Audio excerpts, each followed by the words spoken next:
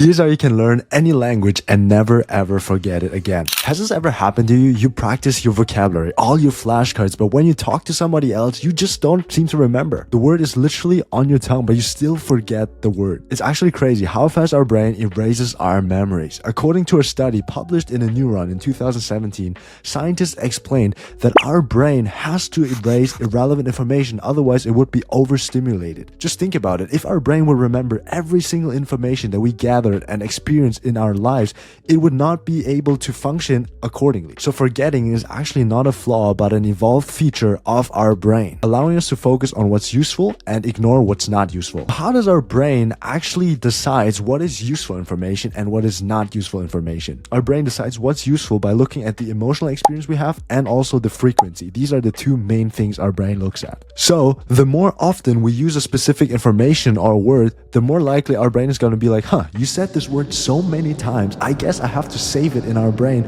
for the next time you're gonna use it. Think about your name or your birthday. You use your name so many times throughout your life, so whenever somebody asks for your name, you don't have to think about it. You just immediately come up with the word. So if you want to transfer this knowledge to language learning, it is really simple. The more often we use a word or we hear a word, the more likely our brain is gonna remember that and put it into the long-term memory. The problem is, for example, currently I'm studying Korean, right? But I live in Germany. So the amount of times I actually use Korean words or hear Korean words on a daily basis is really minimal. If I'm studying Korean in Germany, that's like 99% of hearing and using German versus 1% of using like Korean, which is why my brain is probably going to be like, oh, I guess Korean is not that important for your survival and for your daily life, so we don't need to remember these words. We can solve this issue is to immerse ourselves as much as possible with the foreign language we're trying to learn. So there are a couple things we can do for that. But the first thing and the most efficient way would probably just to move to South Korea, and that's actually what I did the last year. But because I was lazy and didn't actually study a lot of Korean back then, I have to pay the price right now. For a lot of other people, it's not realistic to just move to another country, right? So what we have to do is to look at our current routine in our current country and implement as much as possible of the foreign language into our daily routines. This is actually what we call task-based or routine-based language learning. What do I mean by that? So for example, a lot of us browse on the internet and waste too much time unproductively on the internet. What we can do is to browse on the internet still because it's a habit, but we replace that with something productive, which is scrolling in the foreign language. That way you still have the time to scroll, but at the same time you learn the language by exposing yourself and immersing yourself in the foreign language. If you cook, for example, you can watch a cooking tutorial in the respective language you're trying to learn. What I do right now is whenever I cook, I would watch a Korean cooking tutorial for that specific dish. Another huge thing is working out. We all work out, or if you don't work out, you should get started because it's good for your health, overall physique, and confidence. I could listen to Korean podcasts or Korean fitness influencers talking about fitness. That way I learn specific words for the specific topic I'm currently in. So cooking words or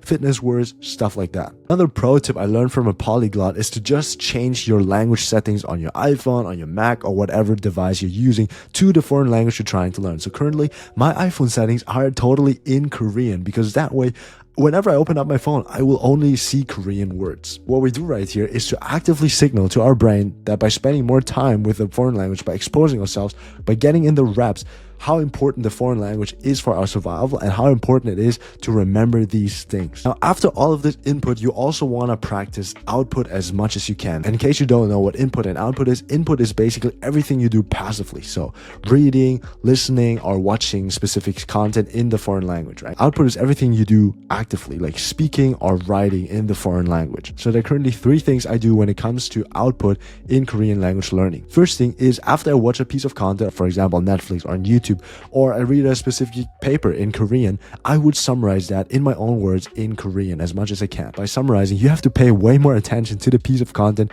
you're consuming, not only passively, but more actively. And you practice formulating sentences in the foreign language. Second thing I do is actually I pay a tutor on italki. I'm not sponsored by italki yet, but I just love the service. You can basically pay a tutor in any foreign language you're trying to learn. And that way I can get professional feedback and talk a lot more one-on-one with a professional and native speaker. Last thing I do is to visit a language cafe in my university, and if they offer something like that in your university as well, highly recommend you to check that out to find new friends and also practice output a lot more. If you don't have that, you can use online resources just like HelloTalk or Tandem, where you can find native speakers online and just talk to them in their native language. You should never say that you don't have time to study languages, because if you just incorporate language lessons into your daily routine, then that should be more more than enough. If you found this video helpful, you might want to check out my other video, why you understand English but can't speak it. See you in my next video.